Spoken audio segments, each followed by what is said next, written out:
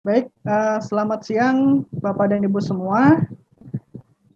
Kita mulai saja karena waktu sudah menunjukkan pukul 13.20 ya.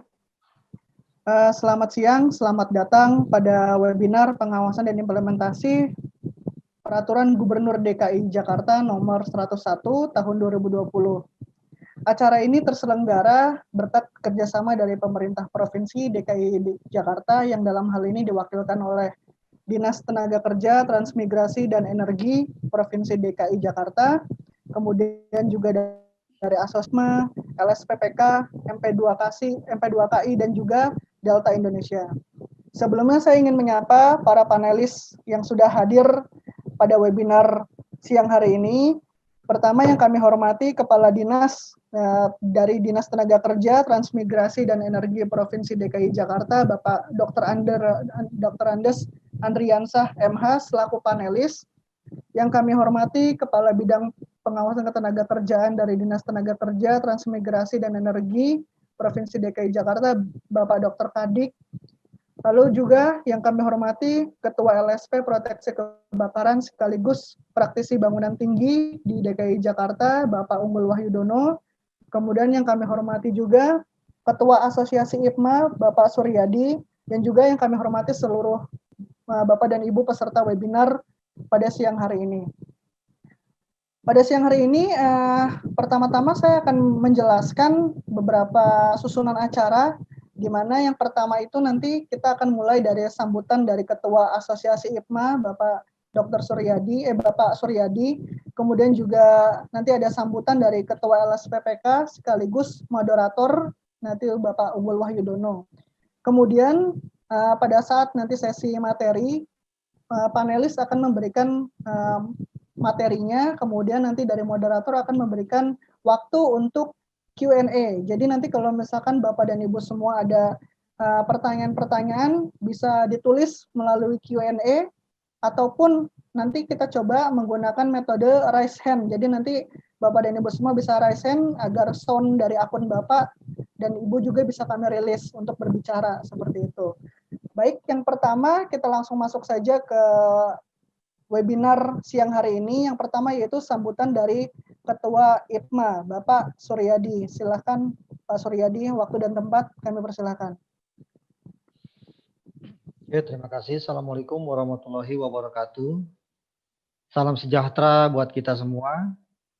Yang saya hormati Bapak Dr. Andes Andriansah MH, selaku Kepala Dinas Tenaga Kerja, Transmigrasi, dan Energi Pemprov DKI Jakarta, dan juga Bapak Kadik. Terima kasih atas kesempatannya untuk menjadi panelis di acara ini, dan judulnya sangat menarik sekali, yaitu PSBB Transisi, yaitu implementasi Pergub DKI Jakarta nomor 101 tahun 2020 tentang perubahan atas Peraturan Gubernur nomor 79 tahun 2020.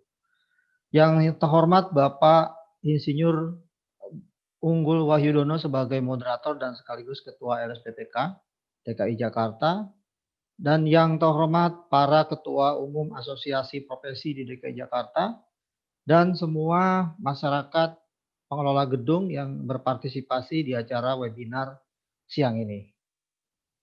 Sebelumnya saya perkenalkan bahwa saya Suryadi, mewakili dari Asosiasi Properti Manajemen Indonesia. Perlu sedikit saya jelaskan bahwa IPMA ini adalah asosiasi yang memediasi para pengelola gedung, baik mal, hotel, restoran, apartemen, dan rumah sakit. Mungkin banyak di antara kita yang ada sekarang ikut di sini, Pak Kadis, itu teman-teman dari para pengelola gedung di DKI Jakarta. Hanya masukan saja dari saya, yaitu adalah bagaimana tentang PSBB transisi ini, mohon bisa dijelaskan secara jelas, dan bagaimana perilakunya terhadap kami para pengelola gedung, khususnya adalah yang di sektor-sektor yang sangat berhubungan langsung dengan pihak masyarakat. Dan mungkin harapan kami pertanyaan-pertanyaan ini bisa dijawab dengan sedetail mungkin, dan apabila tidak bisa dijawab, kami harapkan bisa kami email ke pihak Pemprov karena saya mewakili teman-teman dari pengelola gedung yang ada di DKI Jakarta sangat konsen sekali dengan hal ini. Itu aja yang bisa saya sampaikan. Semoga acara ini sukses. Assalamualaikum warahmatullahi wabarakatuh. Waalaikumsalam warahmatullahi wabarakatuh. Baik, terima kasih Pak Suryadi atas sambutannya. Kita langsung lanjut ke acara berikutnya, yaitu sambutan dari Ketua LSPPK dan juga sekaligus moderator pada acara siang hari ini. Kepada Bapak Unggul Wahyudono, saya persilahkan waktu dan tempat. Terima kasih Mas Gilang atas kesempatannya. Selamat siang, Assalamualaikum warahmatullahi wabarakatuh.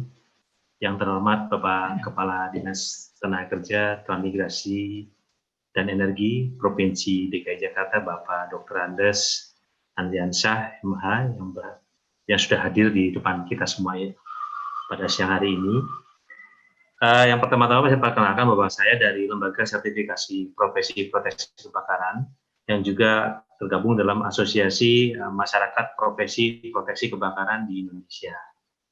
Beberapa waktu yang lalu kami sempat berkomunikasi dengan pihak Disnaker Trans bahwa dengan keluarnya Pergub 1020 tentang pemberlakuan PSBB masa transisi dibarengi juga dengan keluarnya Pergub 101 sebagai perubahan atas Pergub 79 dan kemudian disusul juga dengan keluarnya SK Kepala Dinas Tenaga Kerja nomor 2714. Ini berurutan semua dan semua itu bermuara kepada bagaimana penanganan COVID-19 di DKI Jakarta.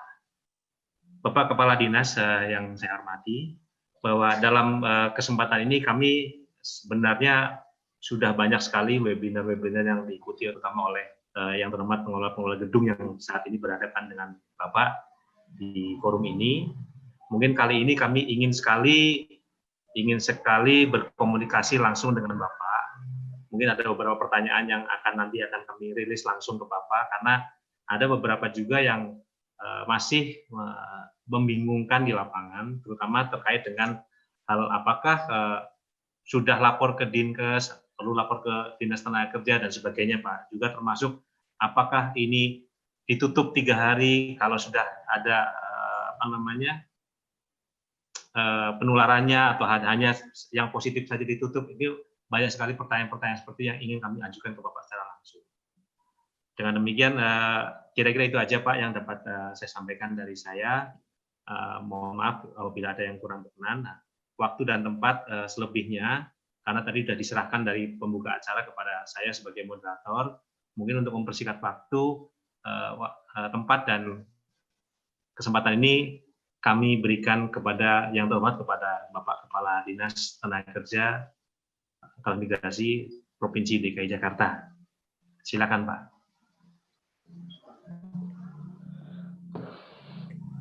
Baik, Assalamualaikum warahmatullahi wabarakatuh.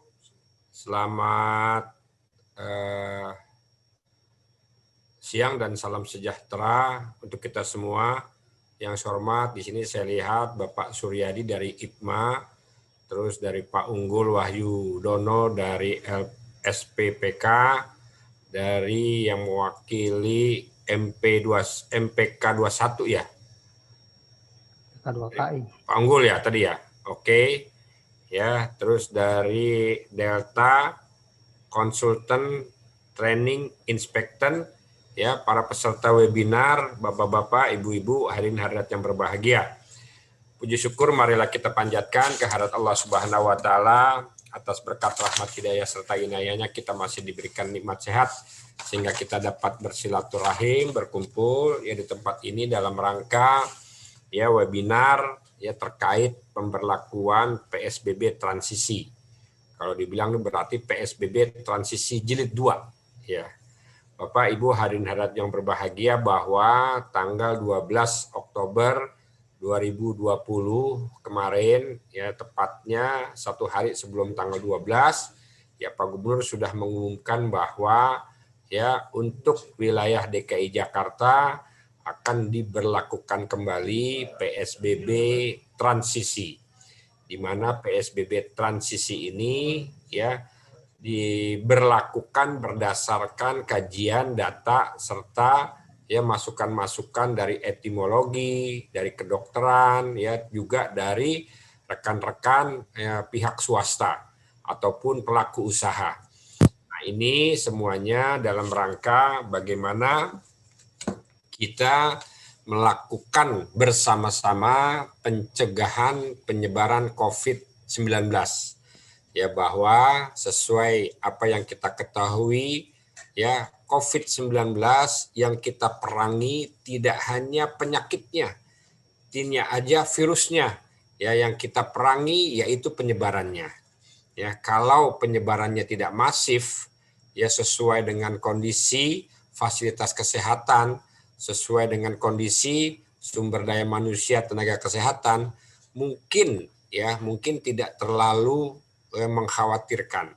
Tetapi karena penyebarannya begitu cepat dan masif, ya sehingga mengganggu proses pelayanan kesehatan, ya baik yang ada di rumah sakit maupun di tempat-tempat yang lain. Oleh karenanya kita membutuhkan gerakan ataupun upaya yang bersama-sama untuk ya memerangi pencegahan penyebaran COVID-19. Ya sudah banyak yang sudah dikeluarkan ya pergub yang pertama, kedua, ketiga, mulai dari WFH, PSBB transisi, PSBB ketat, sekarang pun sudah masuk lagi kepada PSBB transisi. Sebelum kita ya menuju kepada era new normal. Nah, ini merupakan latihan untuk kita semua untuk sekiranya agar tetap ya disiplin dan taat terhadap protokol kesehatan sehingga ya penyebarannya betul-betul bisa kita tekan seminimal mungkin. Ya, oleh karenanya pada saat kita melakukan PSBB transisi ini, ya Pak Gubernur mengeluarkan ya Pergub 102 tahun 2020 ya tentang perubahan atas Pergub 79 2020 ya tentang penerapan disiplin dan penegakan hukum protokol ya kesehatan sebagai upaya pencegahan dan pengendalian COVID-19. Nah, berkaitan dengan tersebut, kami masing-masing SKPD menindaklanjuti Pergub Pak Gubernur tersebut dengan mengeluarkan SK Kepala Dinas. Jadi, Bapak, Ibu, hadirin hadirat yang berbahagia, yang mengeluarkan ya kebijakan operasional di wilayah atau di lapangan tidak hanya ya Kepala Dinas Tenaga Kerja, Transmigrasi dan Energi, tetapi juga ada Kepala Dinas ya PPKUKM, ada Kepala Dinas Pariwisata, ada Kepala Dinas Olahraga, juga dengan demikian ya Satpol PP juga mengeluarkan SK-nya. Nah, oleh karenanya ya kita harus melakukan sosialisasi kembali terhadap ya hal-hal yang berkaitan dengan praktek pengawasan di lapangan sehingga ini tidak menjadi rancu ya pemahaman yang sama antara pengawas dan yang diawasi. Bapak, Ibu, hadirin hadirat yang berbahagia, ya kemarin ya kita sudah melakukan ya PSBB ya pengetatan di mana di perbandingannya pada saat PSBB pengetatan di situ ada bidang-bidang esensial yaitu 11 sektor yang dikecualikan ya kita boleh beroperasional tetapi hanya ya mengoperasionalkan tidak lebih dari 50% pekerja atau karyawan. Sedangkan yang non esensial ya dia boleh melakukan aktivitasnya tetapi hanya 25%. Tetapi pada saat pembatasan pada saat pemberlakuan PSBB masa transisi yang esensial kita bebaskan kembali, tetapi yang non esensial kita batasi hanya boleh mempekerjakan tidak lebih dari 50%. Nah, ini semua kita lakukan ya untuk ya menghindari interaksi langsung ya antara individu yang satu dengan individu yang lain. Sehingga ini sekali lagi yang dari awal saya katakan nafasnya adalah pencegahan penyebaran COVID-19. Nah, selanjutnya juga ya pada saat ya pengetatan maupun pembatasan aktivitas bekerja ya dilakukan penghentian ya sementara ya aktivitas di tempat kerja paling sedikit 3 kali 24 jam apabila ditemukan karyawannya terkonfirmasi COVID-19. Nah, sebenarnya antara PSBB ya yang satu dengan yang pertama dan yang kedua yaitu hampir mirip-mirip. Tetapi karena kita mengambil pelajaran pengalaman pada saat PSBB transisi pertama ya yang seharusnya kita bisa menuju new normal, tetapi faktanya tingkat ya yang terpapar atau tingkat yang positif COVID-19 makin bertambah. Nah ini yang menjadi pelajaran.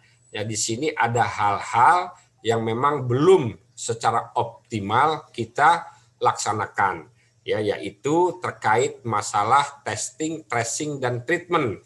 Nah, testing dan tracing ini bisa kita lakukan ya dengan bantuan bapak-bapak, ibu-ibu melakukan pendataan terhadap pekerja yang hadir, ya terhadap pengunjung ataupun tamu yang hadir.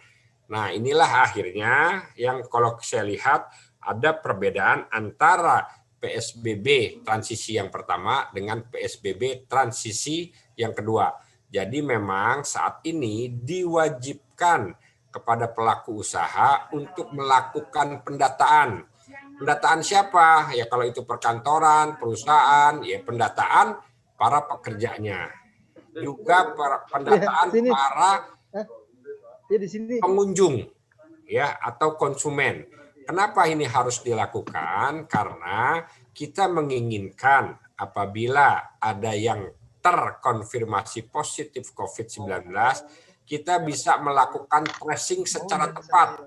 Ya mereka ini siapa-siapa saja ya yang berhubungan ya sebelum pelaksanaan ataupun sebelum yang terkonfirmasi positif, sehingga kita juga bisa melakukan testing terhadap orang-orang yang berinteraksi dengan korban yang terpapar COVID-19. Sebenarnya itu saja yang menjadi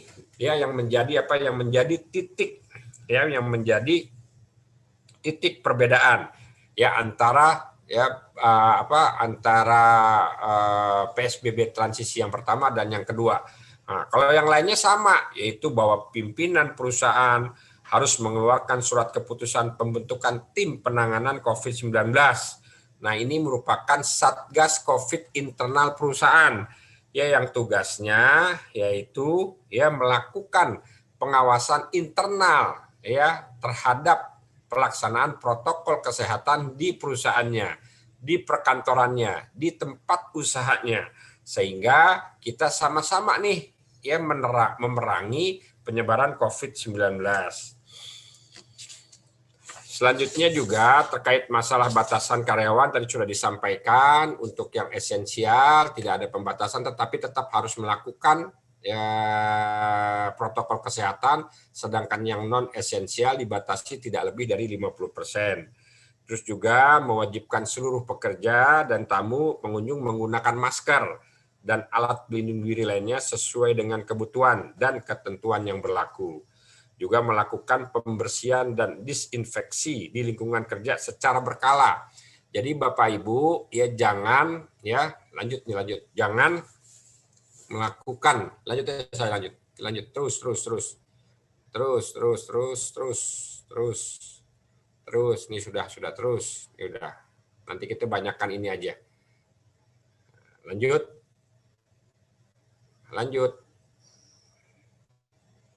ya terus ini terus ini salah nih, masuk kategori non esensial maksudnya 50%. Ya, nah ini yang terakhir melakukan pembersihan dan disinfeksi di lingkungan kerja secara berkala. Jadi melakukan pembersihan dan disinfeksi di lingkungan kerja secara berkala, jangan pada saat adanya karyawan yang terpapar. Jadi ada yang terpapar atau yang tidak terpapar melakukan ya pembersihan dan disinfektan secara berkala. kantor kami nih, kita lakukan pembersihan dan disinfektan itu pagi dan malam. Jadi sehari 2 kali tuh kita lakukan tuh. Ya, karena kita nggak tahu mobilitas dari para pekerja, mobilitas dari tamu kemana-mana saja. Lanjut. Lanjut. Ya, melakukan pengukuran suhu tubuh, itu hal yang sudah biasa. Menyediakan ruangan atau area tersendiri untuk observasi pekerja juga sudah sama. Ya, menyediakan hand sanitizer di setiap area pintu masuk dan ruangan tempat kerja, serta menyediakan sarana cuci tangan dengan air yang mengalir pada setiap pintu masuk tempat kerja. Nah, Bapak-bapak, Ibu-ibu, ya dalam hal menyediakan tempat cuci tangan dengan air mengalir, ya jangan ya ada terkesan, wah Pak, ini kurang bagus nih nanti estetikanya, ya dibikin yang cantik lah. Nah, karena memang yang paling efektif dalam melakukan pemutusan yaitu mencuci tangan di air yang mengalir. Walaupun bisa juga diwakili dengan hand sanitizer, tetapi hal yang sangat bagus adalah cuci tangan dengan air yang mengalir. Lanjut, ya tidak melakukan pemutusan hubungan kerja dan tetap memberikan hak-hak yang biasa diterima oleh pekerja. Ini juga sama dengan yang lalu, ya melakukan pemeriksaan kesehatan secara berkala bagi seluruh pekerja untuk memastikan pekerja dalam kondisi tidak terjangkit COVID, ya khususnya mewajibkan tamu melakukan pengisian form self-assessment seperti itu.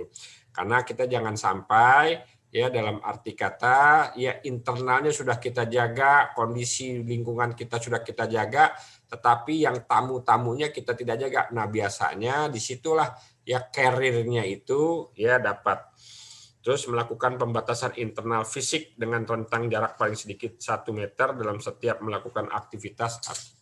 Ya, selanjutnya melakukan pengaturan penggunaan fasilitas pekerja untuk mencegah terjadinya kerumunan. Jadi physical distancing ini tidak hanya dilakukan pada saat kita melakukan aktivitas bekerja, ya tetapi juga sarana-sarana yang lain juga harus dilakukan physical distancing yang menggunakan fasilitas pekerja seperti lift, sarana ibadah, kantin, tempat istirahat, sarana olahraga, sarana hiburan dan lain-lain. Ya, kalau seumpamanya di perusahaan itu ada. Nah, sebenarnya inilah ya yang dicurigai. Ya, mungkin pada saat bekerja di kantor udah taat tuh. Nah, tetapi biasanya pada saat dia mau kantin, makan siang, istirahat, kongko-kongko, buka itu masker, ngobrol. Wah, disitulah biasanya ya yang menjadi ya sumber ya penyebaran virus COVID-19.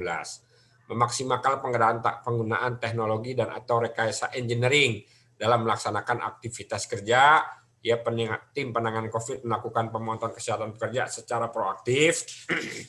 Selanjut, menghimbau pekerja untuk menggunakan kendaraan pribadi, diutamakan sepeda dan jalan kaki. Makanya di sini ya ganjil genap sudah tidak diberlakukan kembali. Ya, terus menyediakan fasilitas pendukung bagi pekerja yang bersepeda, ya tempat parkirnya, fasilitas showernya dan lain-lain. Ini juga bagian yang memang harus kita kampanyekan. Ya, sebenarnya tidak hanya pada saat ya pandemi COVID-19 saja, tetapi juga ya kegiatan-kegiatan pada saat yang di normal kita sekarang memang harus membiasakan untuk berjalan kaki dan bersepeda. Ini juga kaitannya dengan polusi udara. Terus melakukan penghentian sementara aktivitas perusahaan ya atau tempat kerja dalam rangka pembersihan dan disinfeksi ya selama 3x24 jam apabila ditemukan pekerja atau anggota masyarakat di perusahaan tempat kerja yang terkonfirmasi positif COVID-19. Nah, ini lanjut ya tindakan sanksinya nih. Ya, penutupan 3x24 jam ya. Juga ada sanksi progresif bagi yang melanggar protokol. Kalau udah kita tutup masih bandel, kan biasanya kita lakukan tutup, ada berita acara, dan ada rekomendasi-rekomendasi yang harus dilaksanakan. Tetapi setelah 3x24 jam dan kita lakukan pemeriksaan yang selanjutnya atau yang kedua, ya, tetapi rekomendasinya itu tidak dilaksanakan, ya di samping kita lakukan penutupan juga kita berikan denda ya sebanyak 50 juta. Nah, Nah, terlambat bayar denda ya paling lama itu 7 hari. Ya, kalau tidak ya mau tidak mau nanti kita pada saat waktu tertentu pun dalam situasi yang sudah normal kita akan lakukan ya pencabutan izin usaha kalau hal ini tidak dilaksanakan. Tetapi alhamdulillah ya setelah kemarin kita sama-sama melaksanakan PSBB pengetatan ya kita sudah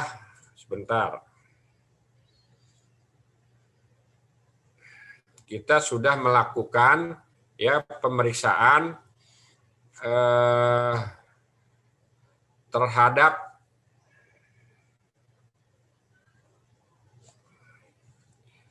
1.036 perusahaan, di mana 190-nya kita lakukan penutupan sementara. Ya alhamdulillah ya, yang kita kenakan denda tidak ada satupun perusahaan yang kita kenakan denda. Ya ini berarti ya perusahaan tersebut setelah kita lakukan pemeriksaan ada pelanggaran dan kita lakukan penutupan selama 3 hari, akhirnya semua rekomendasi-rekomendasi yang telah diberikan oleh petugas pemeriksa betul-betul sudah dilaksanakan. Jadi kita tidak lagi melakukan denda progresif.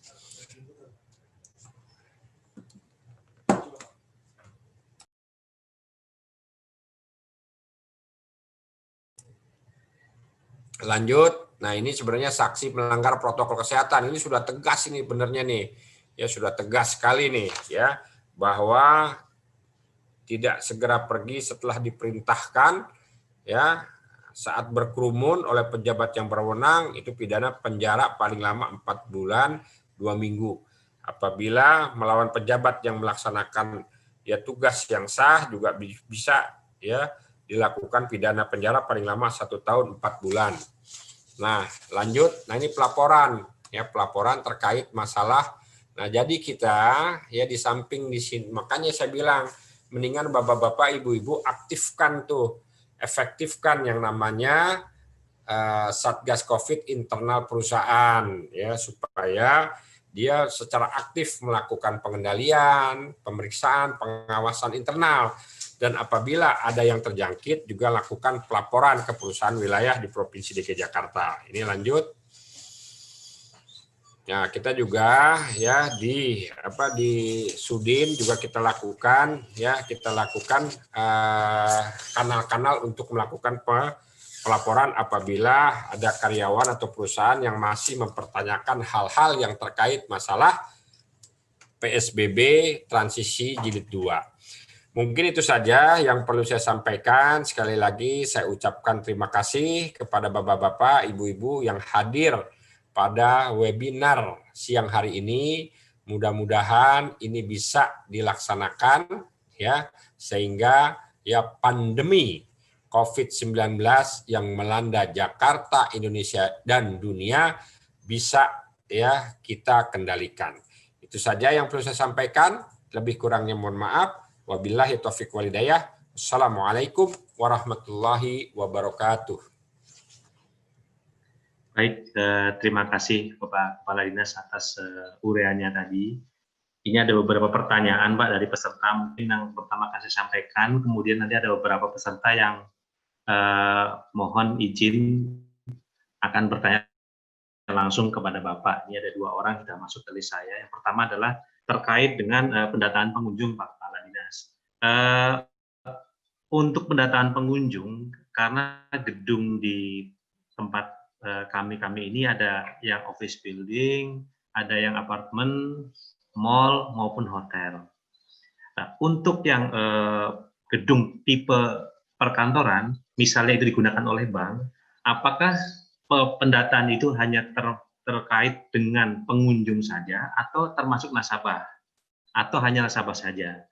Kemudian untuk bangunan gedung mall, Pak, apakah pendataan pengunjung itu harus dilakukan di pintu masuk lobi gedung ataukah hanya pada tempat-tempat di mana ada aktivitas dine-in, terutama untuk restoran, Pak? Jadi yang lebih detail biasanya kepada pengunjung-pengunjung yang ada di restoran karena mereka akan melakukan aktivitas makan, duduk, dan mungkin bertatap muka ya. Kadang-kadang malah dia harus melepas masker karena akan makan, Pak. Jadi apakah hanya itu? Apakah harus di lobinya? Itu yang pertama. Nanti untuk selanjutnya ada kepada host dan co-host, tolong dibantu beberapa pertanyaan dari partisipan untuk dibuka mic-nya agar bisa berinteraksi langsung. Demikian Pak Kadis pertanyaan dari yang saya. Baik, yang pertama ya terkait masalah pendataan. Jadi seluruh ya pengunjung ya, baik itu statusnya pekerja, baik itu mengunjungi ya, atau baik itu adalah tadi siapa nasabah ya, itu harus terdata, Pak. Ya harus terdata. Karena sekali lagi efektivitas dari pengendalian penyebaran COVID ya sumbernya itu dari data. Ya dari data. Sebenarnya kita sudah melakukan ya pendataan ini, sudah kita latihan tuh ya dengan yang kita lakukan di mall-mall. Kan dengan QR code tuh. Ya kan? Itu kan sudah bagus tuh. Ya, kita bisa lakukan seperti itu. Jadi tinggal tap di HP-nya kan sudah terdata semua. Jadi langsung bisa masuk. Jadi kalau seumpamanya ada yang terkonfirmasi ya penyebaran COVID-19, nah ini bisa di tracing. Ya, siapa dia, tempat tinggalnya di mana. Ya, di situ kan udah lengkap tuh. Kalau di telepon di HP itu udah lengkap. Ya, ada nama, tempat tinggal, ada NIK sekalian tuh. Ya, jadi setelah itu kita tracing. Ya, dia selama ini melakukan interaksi kepada siapa saja. Nah, ini yang bisa kita lakukan. Yang bisa kita lakukan untuk segera mengendalikan. Jadi siapa saja, Pak? Ya, siapa saja. Nah, yang pertanyaan kedua terkait masalah adanya tenan ataupun toko di dalam suatu gedung atau kawasan. Ya, ini sebenarnya yang pertama kayak model di mall. Ya, mall mungkin bisa saja kita lakukan ya di depan mall. Tetapi khusus untuk restoran dia juga harus menyiapkan itu. Nah, sebenarnya mall-mall ini kan sudah membuat aplikasi ya yang namanya pendataan digital melalui QR code. Ini juga bisa diketuk tularkan. Kan kalau yang namanya digital kan tinggal copy paste.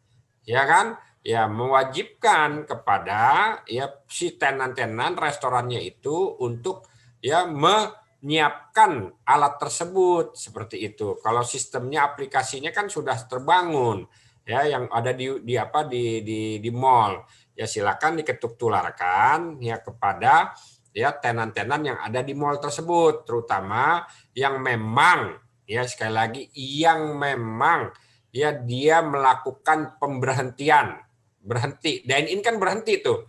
Ya nunggu mesen makan kan berhenti tuh. Ya kecuali kalau seumpamanya hanya lihat-lihat, ya kan biasa seperti itu. Tetapi memang kita ingin mewajibkan seluruh tenan walaupun itu sudah terdeteksi, terdata di depan, ya alangkah lebih bagus ya orang cuma begini doang kok, tut gitu, ya kan?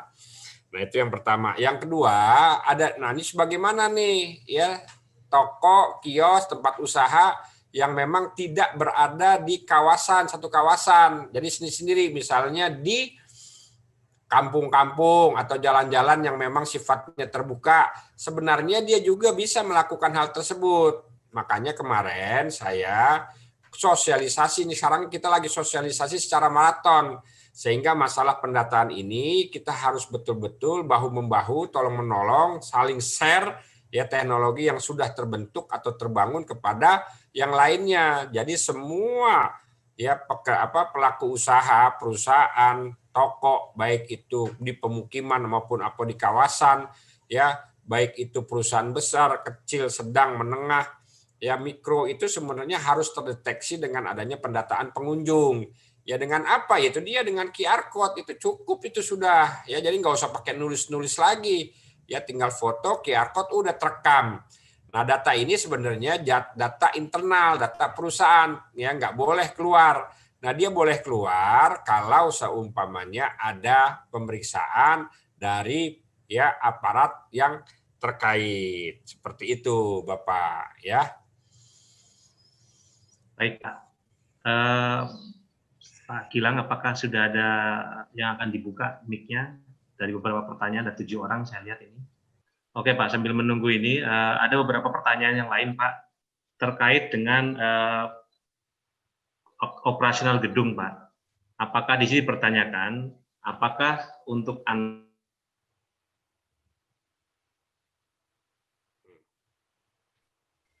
ke gedung Ulangi, Pak. pusat perbelanjaan? Ulangi Pak, tadi sempat terputus Pak.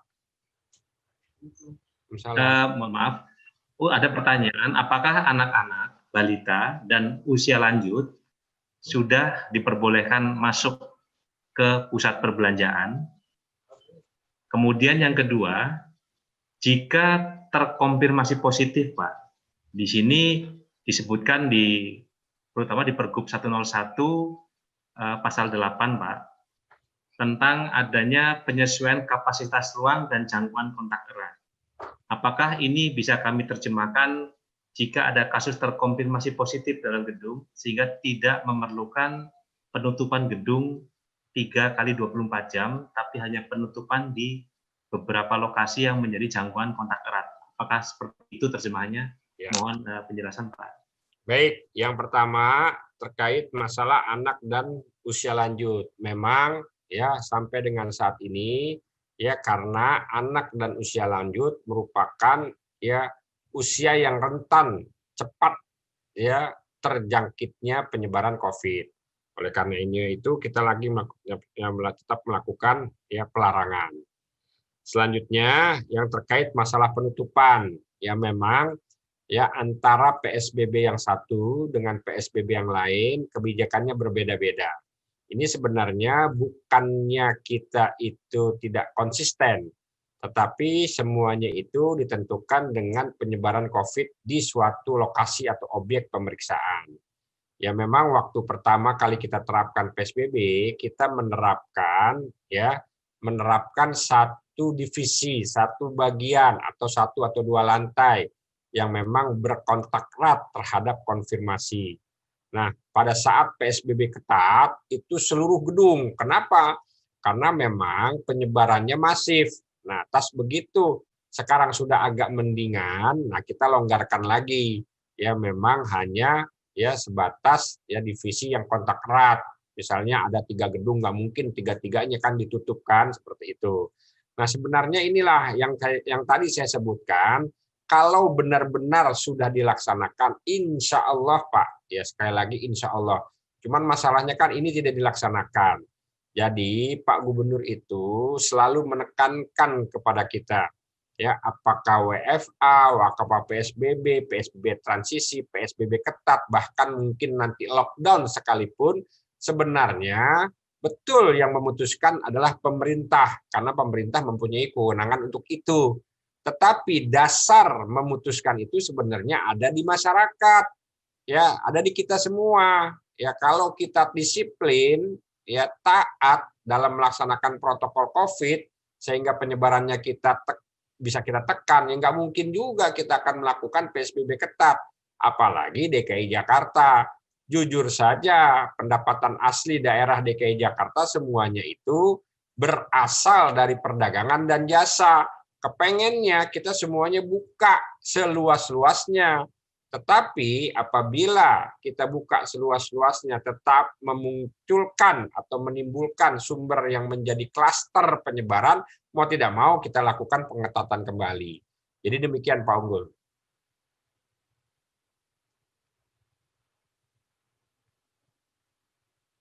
Masih mute Bu, Pak. Ya. Yang terakhir dari saya Pak. Semoga ini yang terakhir. Di sini ada pertanyaan terkait dengan pelaporan, Pak. Apakah pelaporan itu cukup dilaporkan kepada Dinas Kesehatan saja, ataukah harus ke Disnaker, Parekraf, atau UMKM sendiri-sendiri, Pak? Bahkan ada beberapa waktu yang lalu kami terima dari UMKM agar laporan dikirim secara hard copy, Pak. Nah ini apakah cukup satu dengan dinas sehingga nanti data itu adalah interlink di tingkat pemerintah DKI Jakarta sehingga data itu tidak terduplikasi, Pak. Ya. Kemudian yang kedua, ada beberapa kekhawatiran Pak dari perusahaan kalau kita melaporkan semua, di sini pertanyaan, apakah nama perusahaan itu akan dicantumkan bahwa sebagai perusahaan yang banyak karyawannya terjangkit COVID-19? Itu ini ada pertanyaan seperti itu Pak dari salah satu peserta nih Pak. Yang pertama, demikian Pak. Ya, yang pertama melaporkan kemana? Ya memang kita sebenarnya sudah sepakat ya melaporkan ke Dinas Kesehatan. Dinas Kesehatanlah yang menginformasikan kepada kita ya tindakan yang akan lakukan, objek yang harus kita lakukan pemeriksaan. Jadi kita memang ya berdasarkan ya input ataupun masukan dari Dinas Kesehatan. Tetapi terus terang saja kita juga membuka kanal-kanal ya untuk masyarakat boleh-boleh saja melakukan ke kita ya melakukan kesehatan. Makanya tenang saja, nggak usah takut ya.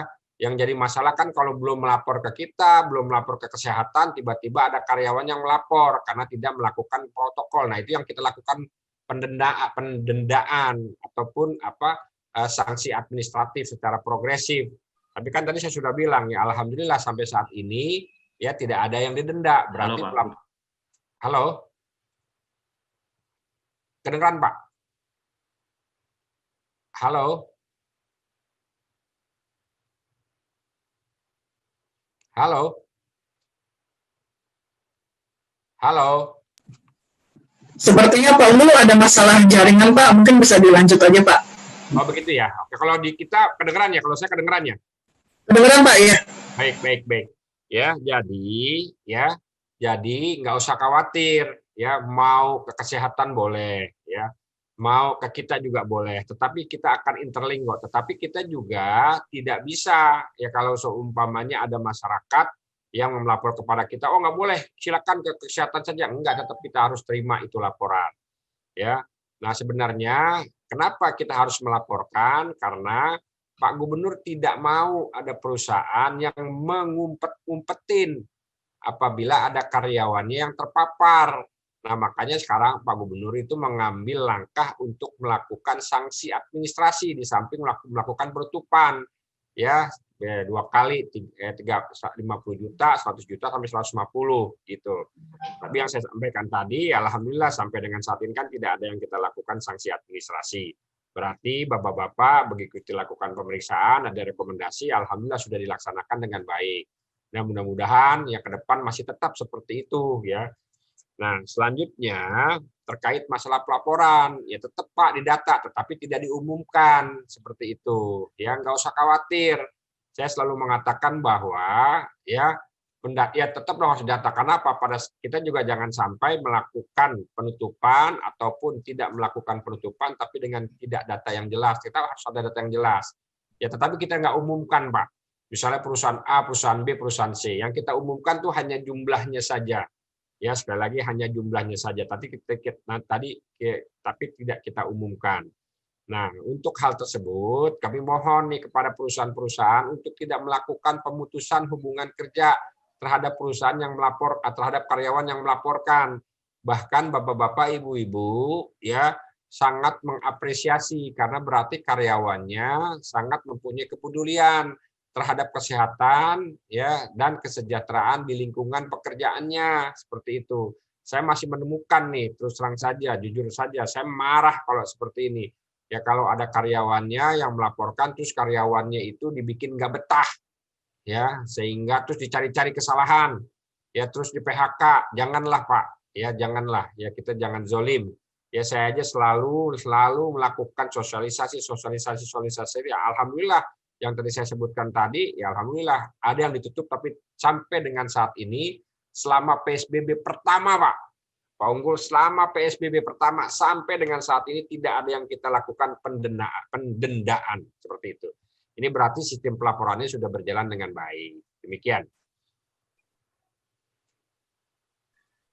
Baik, Pak Andriansyah, terima kasih atas semua uraian penjelasan yang disampaikan secara terbuka. Dan semoga kami berharap ke depannya terjadi komunikasi yang intensif, Pak, dengan tim Bapak, terutama tim pengawas. Karena bagaimanapun juga kerja sama yang yang baik antara pemerintah dan pelaku usaha ini akan mendorong terciptanya iklim yang kondusif, Pak, di DKI Jakarta. Sekali lagi saya ucapkan terima kasih atas pemberian dari Bapak. Untuk waktu dan tempat saya kembalikan kepada pembawa acara, Bapak Tangguh Gilang. Silakan, Pak. Silakan. Baik, terima kasih kepada Pak Unggul dan juga Pak Andriansah yang sudah membawakan materi pada siang hari ini. Tadi ada beberapa pertanyaan kepada kami bahwa materi bisa didapatkan atau tidak. Jadi untuk materi nanti bisa Bapak dan Ibu download di website ipma-building.org. Tadi udah saya chat juga di situ, saya ditaruh di chat untuk alamat websitenya, nanti Bapak dan Ibu semua bisa download langsung di situ. Baik, pada para hadirin sekalian, sekali lagi kami mengucapkan terima kasih kepada para pemateri dan juga seluruh hadirin yang telah berpartisipasi dalam kegiatan webinar kali ini. Akhir kata, saya selaku pembawa acara undur diri. Semoga kita dapat kembali bertemu dalam webinar lainnya. Terima kasih banyak. Baik, terima kasih semuanya. Salam sehat. Protokol tetap harus dijalankan. Yang paling penting apa yang disampaikan oleh Pak Unggul, tetap melakukan komunikasi apabila ada hal-hal yang perlu dipertanyakan. Sifatnya kami tetap terbuka. Ya, sekali lagi terima kasih. Lebih kurangnya mohon maaf. Wabillahi taufiq wal hidayah. Assalamualaikum warahmatullahi wabarakatuh. Waalaikumsalam warahmatullahi wabarakatuh.